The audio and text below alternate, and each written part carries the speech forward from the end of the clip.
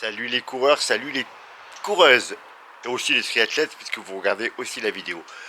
On commence ici la petite vidéo sur le marathon de Valencia qui a lieu dans 3 jours maintenant puisqu'on est jeudi et que je vais partir à Valencia avec mon groupe de coureurs. Je vais essayer de vous faire vivre un petit peu tout ça, le village marathon, la course, l'avant-course, l'après-course. Ça vous donnera une idée pour ceux qui n'ont jamais participé à un marathon de comment ça se passe. Aujourd'hui, donc jour du départ pour moi, qu'est-ce que je dois faire? Vérifier que je n'ai rien oublié. Pour cela, très simple, vous faites une liste. Moi j'ai une liste qui est toute établie, où je coche mes cases, comme sur un départ en vacances traditionnel, sauf qu'on rajoute les choses qui sont spécifiques pour le marathon, c'est-à-dire les gels, les documents pour retirer les dossards, etc., etc., etc. Comme ça, vous ne stressez pas, vous faites votre valise le lundi ou le mardi, et le jeudi, ben, vous repointez tout rapidement. Alors bien sûr, on emporte beaucoup trop d'affaires. Moi, au niveau de la course, je prends 2 tenues, une s'il fait chaud, une s'il fait pas très chaud. Comme ça, je choisis au dernier moment. Je prends toujours quasiment tout en double. Je prends également 2 paires de chaussures, les mêmes bien entendu, mais 2 modèles au cas où j'en ai une qui s'abîme. Je sais pas, je mets un pied dans un trou lors de l'échauffement et je la déchire, enfin, etc. Pour pas me retrouver dans la difficulté. Donc j'ai 2 paires de chaussettes, etc. J'ai tout en double pour le jour de la course. Voilà les coureurs, ma valise moi elle est prête. Là je vais la fermer et puis je vais attendre ce soir 17 h où un de mes coureurs vient me chercher. On va faire du ramassage scolaire et on part à 5 sur Valencia. On va retrouver là-bas 7 autres coureurs. On va aller chercher les dossards demain, le vendredi. Beaucoup mieux que le samedi où il y a trop de monde. Et surtout, le samedi, c'est un jour où on doit être détendu. On doit déjà être dans sa course.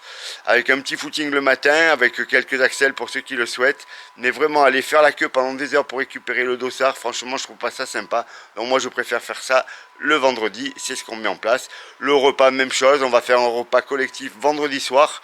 Et pas le samedi soir, parce que le samedi soir, c'est tout le monde chez lui pour se reposer, pour se préparer, et j'espère qu'on pourra faire un repas dimanche soir.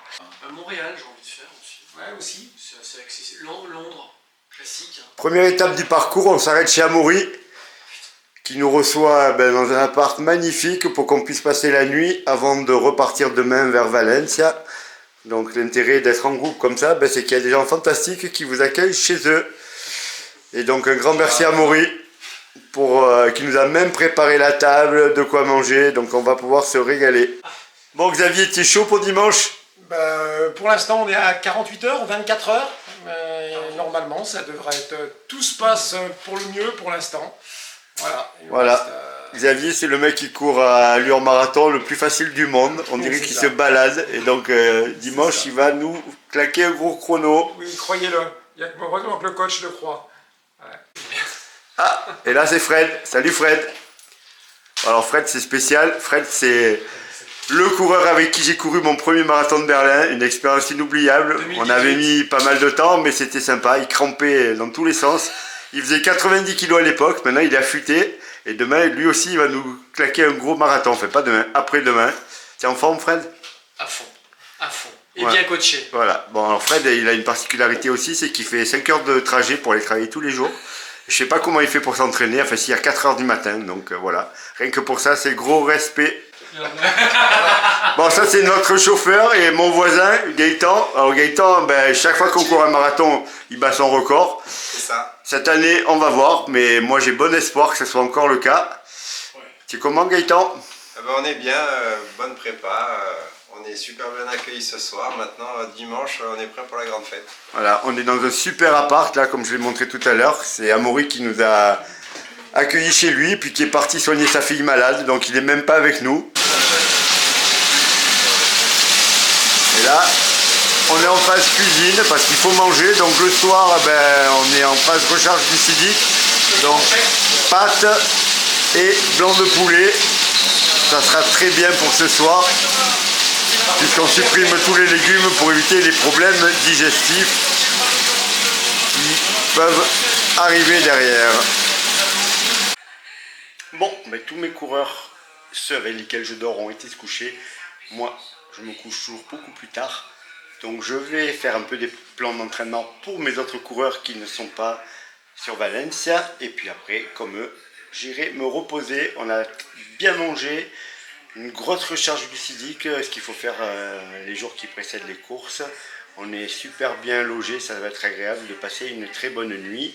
Et demain, direction Valencia pour aller chercher directement les dossards.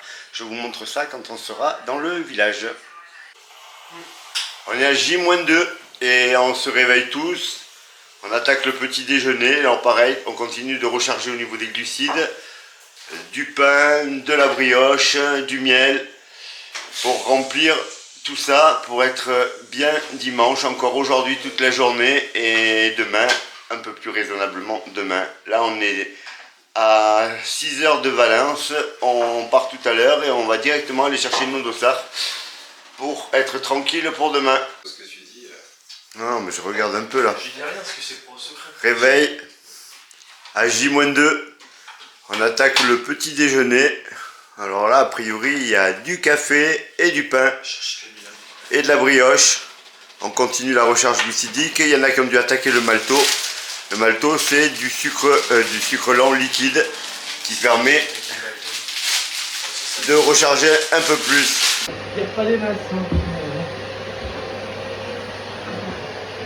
On peut être des coureurs, des marathoniens et aussi faire le ménage tranquille le matin pour rendre l'appartement propre.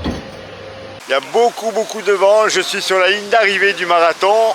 Vous avez un compte à rebours qui doit se retrouver là, donc un jour, 16h27 où tout le monde prendra le départ de cette course fantastique qui est le marathon de Valencia. Alors je suis toujours avec mon petit groupe de coureurs, il y en a d'autres qui nous rejoindront peut-être un peu plus tard. J'espère qu'on pourra croiser tout le monde. Là maintenant on va aller récupérer nos dossards dans le village marathon. On va voir ce qu'il y a, s'il est sympa ou pas. Et puis ensuite chacun va retrouver son logement et on fera un petit repas collectif ce soir avec toute la team.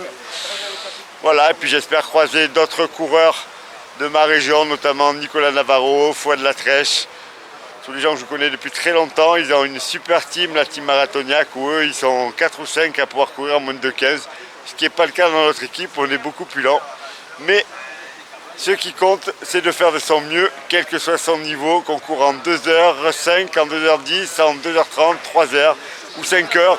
Quand on fait de son mieux, on est toujours satisfait du résultat.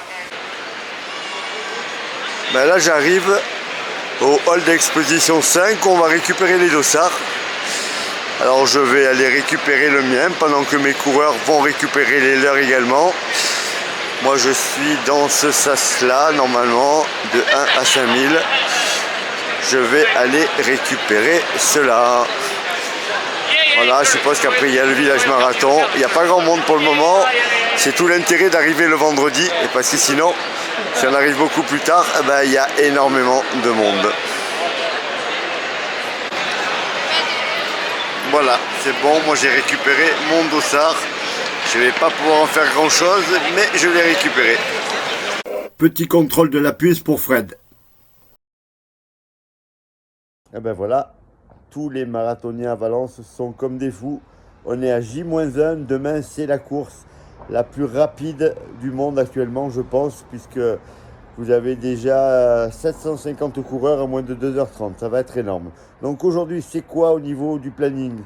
Un petit footing ce matin avec ma team et tous les coureurs vont trottiner aujourd'hui, 30-40 minutes, rien de plus, juste pour faire tourner un petit peu les jambes.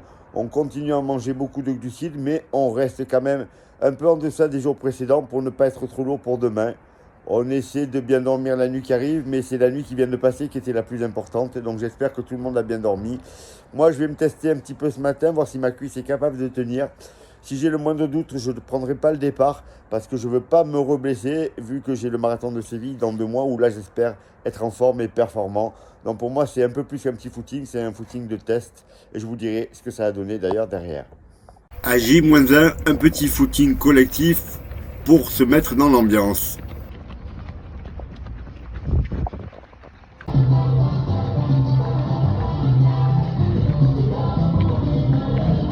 Échauffement pour Xavier dans un cours de Zumba collectif.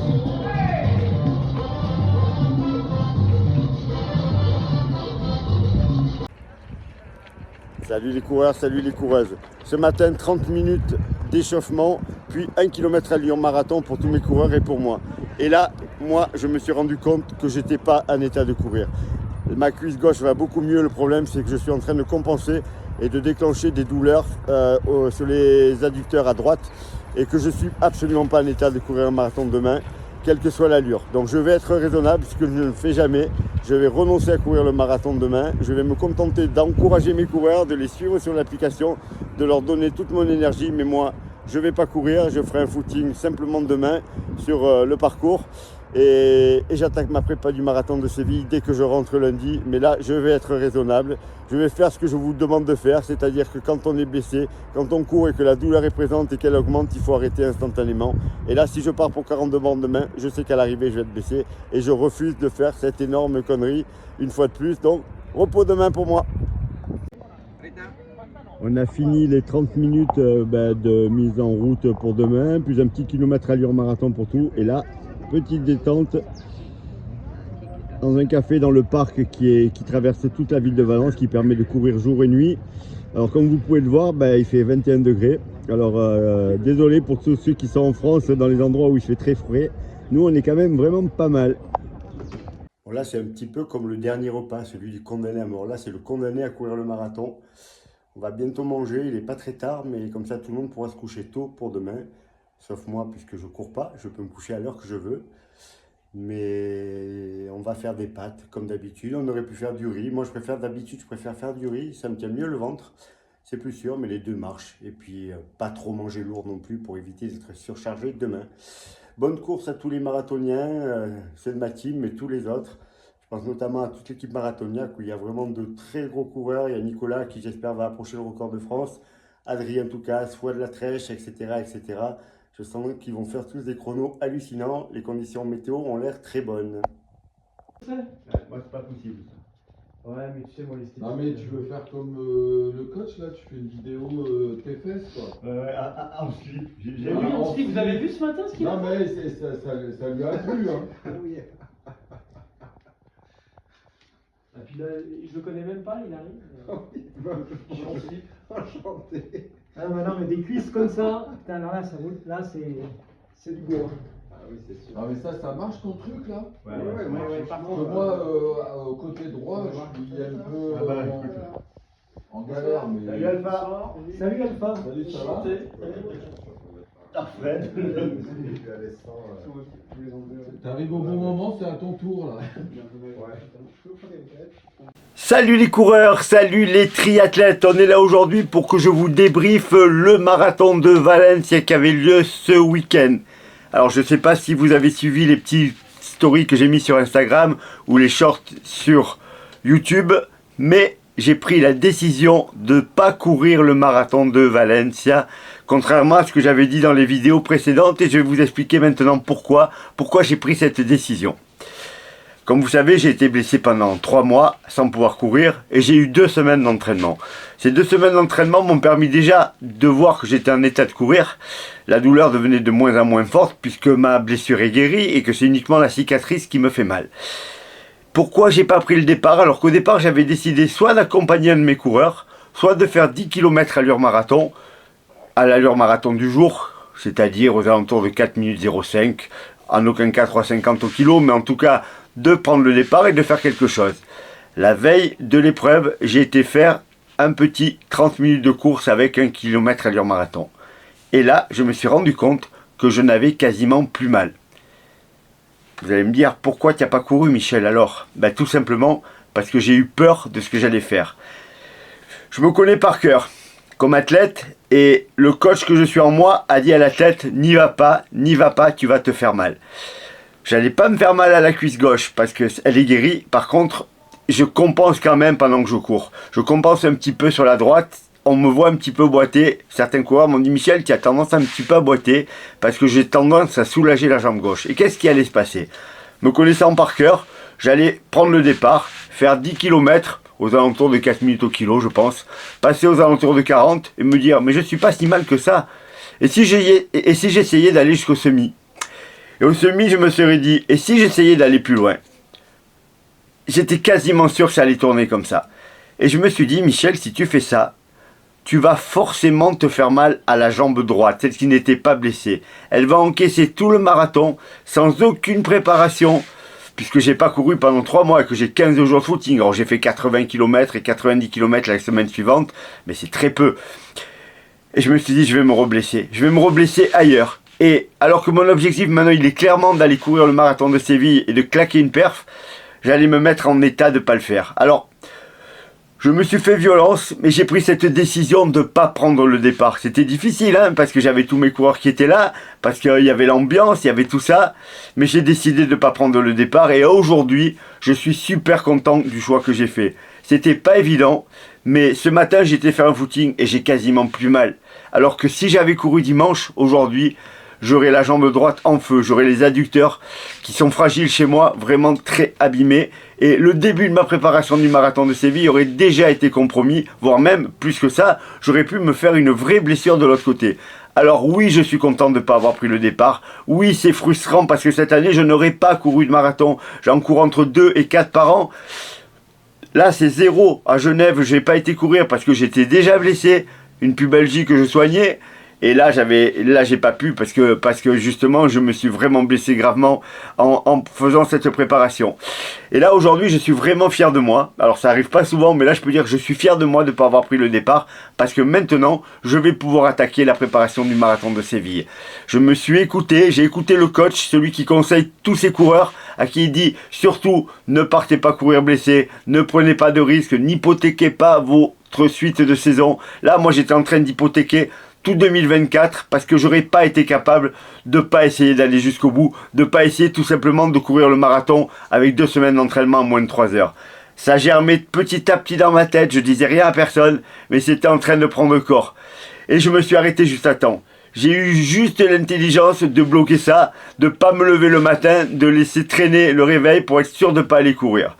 Voilà, donc j'ai pas de course à vous commenter de l'intérieur, j'ai pas de film de l'intérieur, vous allez avoir avant ce petit message, vous avez tout ce qu'il y a eu avant avec mes coureurs, mais il n'y aura pas de course de l'intérieur, vous aurez le marathon de Séville de l'intérieur, vous aurez une grosse perf, puisque j'espère qu'au marathon de Séville, je serai à 2h45 et que je serai pas loin de gagner dans la catégorie. Maintenant, j'ai 10 semaines pour me préparer, je vais attaquer tout de suite. Ce matin, j'étais faire un petit footing là, de mise en route. Ce soir, je ferai la 2e séance de la journée et c'est parti pour moi. Je suis sûr que vous comprenez ma décision et que vous la trouvez sage. Et en tout cas, le coach que je suis est content de la décision qu'a pris l'athlète. Je vais aussi débriefer les courses de mes coureurs. Et là, je suis vraiment pris entre 2 feux. J'avais 2 groupes d'athlètes. Un qui était avec moi et un autre que j'ai à peine eu au téléphone, que j'ai pas vraiment croisé. Tous ceux qui n'étaient pas avec moi ont réussi la course parfaite. Je pense notamment à Cédric et à sa femme qui ont réussi tous les deux la perf de leur rêve. Un moins de 3 heures, l'autre son premier marathon en 3h40. À Sébastien qui a réussi une course magnifique. Après, j'ai un coureur qui est Xavier qui a réussi une course moins bonne que son croyait, qui reste dans le domaine du raisonnable. Et puis j'ai 3 autres coureurs qui se sont clairement plantés. Et les 3 se sont plantés pour la même chose. Des crampes quasiment dès le départ de la course. Un truc improbable, mais qui est vraiment arrivé. Donc déjà, moi ce que je vais faire, je vais analyser en détail leur course. Voir s'il y a quelque chose qui s'est passé. Parce que c'est vraiment incompréhensible. Si moi j'ai fait une erreur dans la préparation, parce qu'il faut aussi que je me pose la question, même si ce sont des coureurs aguerris qui n'avaient jamais rencontré complètement ce type de problème, je pense qu'il va falloir que j'en tienne compte pour la suite et que peut-être je leur fasse augmenter le kilométrage, peut-être que je leur fasse faire autre chose. En tout cas, je vais essayer d'analyser ça en détail. Mais ces 3 coureurs-là ont vraiment connu de grosses défaillances. Alors il y en a un 4e qui lui qui était parti pour un objectif de moins de 3 heures et qui au courage a fait 4 heures parce que lui carrément il a eu des crampes dès le départ de la course. On était tous les 5 dans le même appartement, donc on peut considérer qu'il y a presque eu une malédiction sur cet appartement. Vous avez vu qu'on avait préparé le coup, pourtant je leur avais fait du taping contre les crampes, etc., contre les douleurs aux adducteurs. Ça n'a pas marché. Je suis obligé de me remettre en question. Alors j'ai préparé des milliers de marathons avec des centaines de marathoniens. C'est la première fois que je me retrouve avec un groupe comme ça où tout le monde a le même problème. Alors un de mes coureurs m'a dit « Michel, on a tous mangé le même gâteau sport le matin, il n'était pas très frais. Est-ce que ça a pu déclencher quelque chose ?» Ça me paraît hallucinant que ça puisse être ça, mais c'est une des pistes que je vais explorer. En tout cas, je vais regarder en détail vraiment leur course pour essayer de comprendre ça, et surtout pour essayer que ça ne se reproduise pas. De toute façon, quand vous faites une course, que vous la réussissiez ou que vous échouiez, il faut à tout prix faire un bilan très rapidement après la course. Vous notez tous les points positifs, vous notez tous les points négatifs pour en parler soit avec vous-même si vous êtes tout seul, soit avec votre coach, pour analyser ce qui a bien marché et ce qui n'a pas marché. Je pense à Xavier qui a coincé au 30e kilomètre, alors qu'il n'y avait aucune raison qu'il coince. Il était tranquille sur les bonnes allures, il a une endurance incroyable, et il a pourtant coincé, il a perdu 3-4 minutes dans la deuxième partie du marathon. Je ne comprends pas pourquoi. Donc je vais regarder moi sa course en détail, voir si par exemple il n'est pas parti trop vite. Je vais discuter avec lui pour voir s'il a bien respecté les protocoles alimentaires qu'on avait mis en place. Voilà, tout ça il faut le faire vous-même. Si vous êtes tout seul, vous faites une liste de tout ce qui s'est bien passé, de tout ce qui s'est mal passé, et vous éludez aucun point. Vous êtes honnête avec vous-même pour que ça puisse vous servir pour la prochaine fois. Voilà les coureurs, voilà les triathlètes. Donc pas de marathon cette année pour moi. Pas de vidéo pour vous à l'intérieur du marathon. Je vous promets que j'en ferai une très belle à Séville. J'en ferai une très belle aussi peut-être à Paris où je vais accompagner une coureuse. J'espère en faire une autre en septembre dans un marathon qui me tient particulièrement au cœur, où j'espère vraiment être dans la forme de ma vie. Voilà, de toute façon, on continue à se préparer. La saison est terminée, il va y avoir un mois un petit peu là, un mois de décembre où c'est toujours un flottement. On s'entraîne un peu, on finit la saison, on fait une coupure. Et puis ça repart très vite en janvier. Moi et mes coureurs, on va aller sûrement à la prom classique. Et puis après, il va y avoir les semi-marathons de Cannes, de Paris, le marathon de Paris, puis les triathlons. Plein de courses à vous raconter, plein de préparations à faire, plein de conseils à vous donner. Donc bien entendu, on continue les 2 vidéos par semaine. Merci d'avoir regardé cette vidéo. Encore désolé de ne pas vous faire vivre ce marathon de l'intérieur. J'aurais adoré le faire. Mais j'ai pris cette décision qui me paraît très sage de ne pas courir ce 3 décembre à Valence. Et je ne regrette pas de l'avoir fait. A bientôt les coureurs, à bientôt les triathlètes.